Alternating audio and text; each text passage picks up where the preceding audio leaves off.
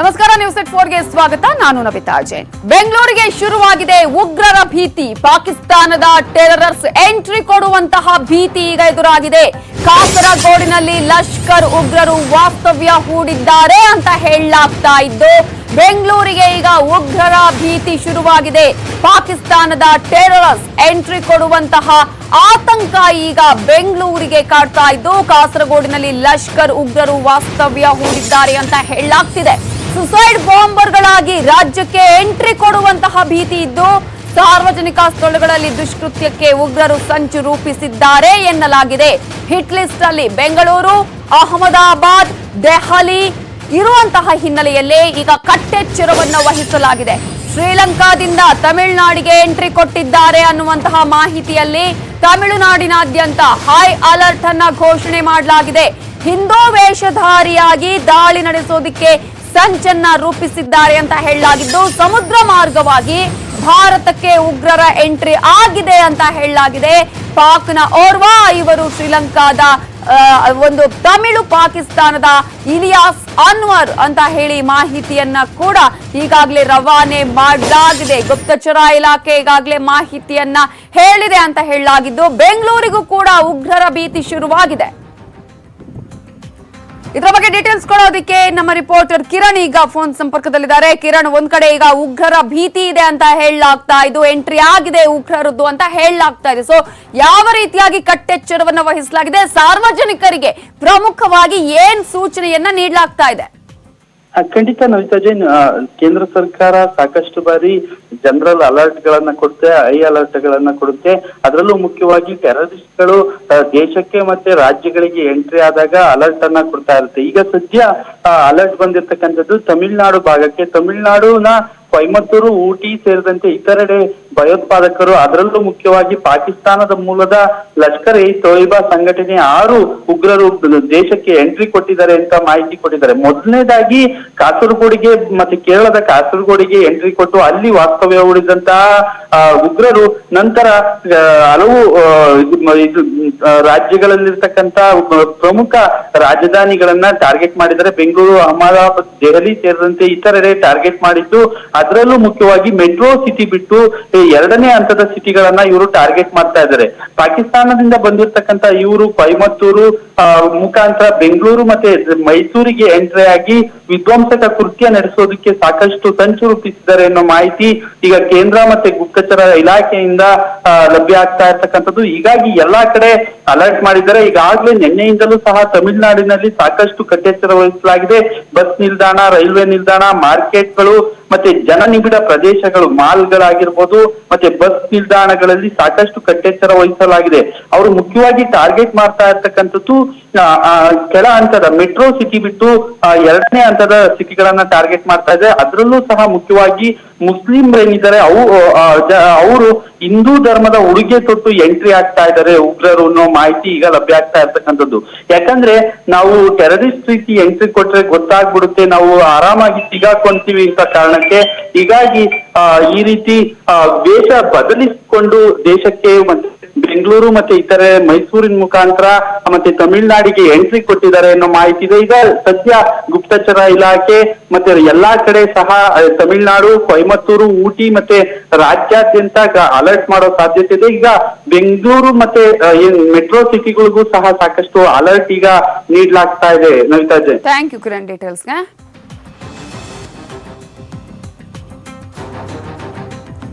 ಒಂದ್ ಕಡೆ ಈಗ ಬೆಂಗಳೂರು ಕೂಡ ಉಗ್ರರ ಹಿಟ್ ಲಿಸ್ಟ್ ಅಲ್ಲಿ ಇದೆಯಾ ಅನ್ನುವಂತಹ ಅನುಮಾನ ಇದೆ. ಯಾಕಂದ್ರೆ ಬೆಂಗಳೂರಿಗೆ ಈಗ ಉಗ್ರರ ಭೀತಿ ಕಾಡ್ತಾ ಇದೆ ಅಂತ ಹೇಳಲಾಗ್ತಾ ಇದ್ದು, ಸುಸೈಡ್ ಬಾಂಬರ್ಗಳಾಗಿ ಈಗ ಟೆರರಿಸ್ಟ್ಗಳು ಬರ್ತಾ ಇದ್ದಾರೆ. ತಮಿಳುನಾಡಿನಾದ್ಯಂತ ಈಗಾಗಲೇ ಹೈ ಅಲರ್ಟ್ ಅನ್ನ ಘೋಷಣೆ ಮಾಡಲಾಗಿದೆ. ಹಿಂದೂ ವೇಷಧಾರಿಯಾಗಿ ಬಂದು ದಾಳಿಗೆ ಸಂಚನ್ನ ರೂಪಿಸ್ತಾ ಇದ್ದಾರೆ ಅನ್ನುವಂತಹ ಒಂದು ಮಾಹಿತಿಗಳು ಬರ್ತಾ ಇರುವಂತಹ ಹಿನ್ನೆಲೆಯಲ್ಲಿ ಕಾಸರಗೋಡ್ನಲ್ಲಿ ಲಷ್ಕರ್ ಉಗ್ರರು ವಾಸ್ತವ್ಯ ಹೂಡಿದ್ದಾರೆ ಅಂತ ಹೇಳಲಾಗ್ತಾ ಇದೆ. ಸುಸೈಡ್ ಬಾಂಬರ್ಗಳಾಗಿ ಇವರು ರಾಜ್ಯಕ್ಕೆ ಎಂಟ್ರಿ ಕೊಡುವ ಸಾಧ್ಯತೆಗಳು ಇದೆ ಅಂತ ಹೇಳಲಾಗ್ತಾ ಇದೆ. ಈ ಹಿನ್ನೆಲೆಯಲ್ಲಿ ಈಗ ಸಾಕಷ್ಟು ಬಿಗಿ ಭದ್ರತೆಯನ್ನ ಹೆಚ್ಚಿಸಲಾಗಿದೆ, ಕಟ್ಟೆಚ್ಚರವನ್ನ ವಹಿಸಲಾಗ್ತಾ ಇದೆ. ಒಂದ್ ಕಡೆ ನಾವು ಗಮನಿಸ್ತಾ ಇದ್ದೀವಿ, ತಮಿಳುನಾಡಿಗೆ ಈಗಾಗಲೇ ಎಂಟ್ರಿ ಆಗಿದ್ದಾರೆ ಉಗ್ರರು ಅನ್ನುವಂತಹ ಮಾಹಿತಿಯನ್ನ ಈಗಾಗಲೇ ಗುಪ್ತಚರ ಇಲಾಖೆ ನೀಡಿರುವ ಹಿನ್ನೆಲೆಯಲ್ಲಿ ತಮಿಳುನಾಡಿನಾದ್ಯಂತ ಫುಲ್ ಅಲರ್ಟ್ ಅನ್ನ ಘೋಷಣೆ ಮಾಡಲಾಗಿದೆ. ಮಂಗಳೂರಲ್ಲಿ ಅನುಮಾನಾಸ್ಪದ ವ್ಯಕ್ತಿಗಳನ್ನ ಬಂಧಿಸಿದ ಹಿನ್ನೆಲೆಯಲ್ಲಿ ಆಗಸ್ಟ್ 17ರಂದು ಮಂಗಳೂರಲ್ಲಿ ಶಂಕಾಸ್ಪದವಾಗಿ ಓಡಾಟವನ್ನ ಮಾಡ್ತಾ ಇದ್ದಂತಹ ಅನುಮಾನ ಬಂದಂತಹ ಹಿನ್ನೆಲೆಯಲ್ಲಿ ಅವರುಗಳನ್ನ ಅರೆಸ್ಟ್ ಮಾಡಲಾಗಿತ್ತು. ಈ ಒಂದು ವಿಚಾರಣೆಗೆ ಕೂಡ ಈ ಸಂದರ್ಭದಲ್ಲಿ ಬಂಧಿಸಿ ಪೊಲೀಸರು ಒಳಪಡಿಸಿದ್ರು. WHO ನಲ್ಲಿ ಕೆಲಸ ಮಾಡ್ತೀವಿ ಅಂತ ಹೇಳಿ ಕಾರಲ್ಲಿ ಈ ಒಂದು ಪ್ಲೇಟ್ ಅನ್ನ ಹಾಕೊಂಡು ಸುಳ್ಳು ಹೇಳಿಕೆಯನ್ನ ಕೊಟ್ಟಿದ್ರು. ಬಸದ್ ಪರಿಚಯವನ್ನ ಹೇಳ್ಕೊಂಡಿದ್ರು. ಈ ಸಂದರ್ಭದಲ್ಲಿ ಆರೋಪಿಗಳು ತನಿಖೆಯ ವೇಳೆ ಸುಳ್ಳು ಹೇಳಿದ್ದಾರೆ ಅಂತ ಸಾಬೀತಾಗಿದ್ದು, ಕಾರು ಚಾಲಕನ ಹೆಸರು ಬಲ್ಜಿಂದರ್ ಸಿಂಗ್ ಅಂತ ಹೇಳಿ ಸುಳ್ಳನ್ನ ಹೇಳಿದ್ರು. ಮಂಗಳೂರು ಪೊಲೀಸ್ ಕಮಿಷನರ್ ಈಗ ಹರ್ಷ ಹೇಳಿಕೆಯನ್ನ ಕೊಟ್ಟಿದ್ದಾರೆ. ಪರಿಶೀಲನೆ ವೇಳೆ ಯಾವುದೇ ಸತ್ಯಾಂಶ ಕಂಡು ಬಂದಿಲ್ಲ ಅಂತ ಹೇಳಿ ಡಾಕ್ಟರ್ ಹರ್ಷ ಹೇಳಿಕೆಯನ್ನ ನೀಡಿದ್ದು, ಬಂಧಿತರು ಕಾಶ್ಮೀರ ನಿವಾಸಿ ಅಂತ ಗೊತ್ತಾಗಿದೆ.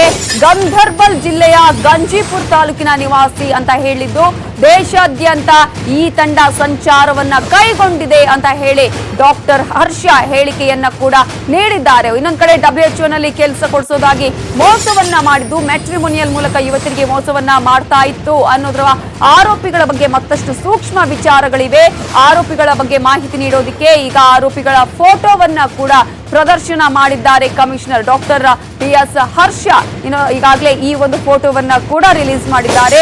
ಇನ್ನು ಗೋವಾ, ಹೈದರಾಬಾದ್, ಕೇರಳದಲ್ಲೂ ಕೂಡ ತಂಡ ಇದೆ ಅಂತ ಹೇಳಲಾಗ್ತಾ ಇದ್ದು, ಮಂಗಳೂರಲ್ಲಿ ಅನುಮಾನಾಸ್ಪದ ವ್ಯಕ್ತಿಗಳ ಬಂಧನದ ವಿಚಾರಕ್ಕೆ ಸಂಬಂಧಪಟ್ಟಂತೆ ಪೊಲೀಸ್ ಕಮಿಷನರ್ ಆಗಿರುವಂತಹ ಡಾಕ್ಟರ್ ಹರ್ಷ ಈಗ ಸಾಕಷ್ಟು ಮಾಹಿತಿಯನ್ನ ಈಗ ಬಿಟ್ಟುಕೊಟ್ಟಿದ್ದಾರೆ. ಒಂದ್ ಕಡೆ ಈಗಾಗಲೇ ಯಾರು ಅನ್ನೋದ್ರ ಬಗ್ಗೆ ಸಾಕಷ್ಟು ವಿಚಾರಣೆಯನ್ನ ಮಾಡಿದ್ರು ಪೊಲೀಸರು. ಆ ಸಂದರ್ಭದಲ್ಲಿ ಇವರ ಹೇಳಿಕೆಗಳಲ್ಲಿ ಯಾವುದೇ ಸತ್ಯಾಂಶ ಇಲ್ಲ ಅನ್ನೋದು ಕಂಡು ಬಂದಿದೆ ಅಂತ ಹೇಳಿ ಈಗಾಗಲೇ ಪೊಲೀಸರು ವಿಚಾರಣೆಯ ಸಂದರ್ಭದಲ್ಲಿ ಈಗಾಗಲೇ ಮಾಹಿತಿಯನ್ನ ಮಾಧ್ಯಮಗಳಿಗೆ ಬಿಟ್ಟುಕೊಟ್ಟಿದ್ದಾರೆ. WHO ನಲ್ಲಿ ಕೆಲಸ ಮಾಡ್ತೀವಿ ಅಂತ ಇವರು ಸುಳ್ಳು ಹೇಳಿಕೆಯನ್ನ ಕೂಡ ಆ ಸಂದರ್ಭದಲ್ಲಿ ನೀಡಿದ್ರು. ಆದ್ರೆ ಅವರ ಹೇಳಿಕೆ ಸತ್ಯಕ್ಕೆ ಹತ್ತಿರವಾಗಿಲ್ಲ. ಈ ಒಂದು ಹೇಳಿಕೆಗಳು ಸುಳ್ಳಾಗಿದೆ ಅನ್ನೋದನ್ನ ಕೂಡ ಈ ಸಂದರ್ಭದಲ್ಲಿ ಡಾಕ್ಟರ್ ಹರ್ಷ ಹೇಳಿದ್ದು, ಆಗಸ್ಟ್ 17ರಂದು ಮಂಗಳೂರಲ್ಲಿ ಶಂಕಾಸ್ಪದವಾಗಿ ಇವರು ಓಡಾಟವನ್ನ ಕೂಡ ಮಾಡ್ತಾ ಇದ್ದಂತಹ ಹಿನ್ನೆಲೆಯಲ್ಲಿ ಅವರನ್ನ ಬಂಧಿಸಿ ವಿಚಾರಣೆಗೆ ಒಳಪಡಿಸಲಾಗಿತ್ತು.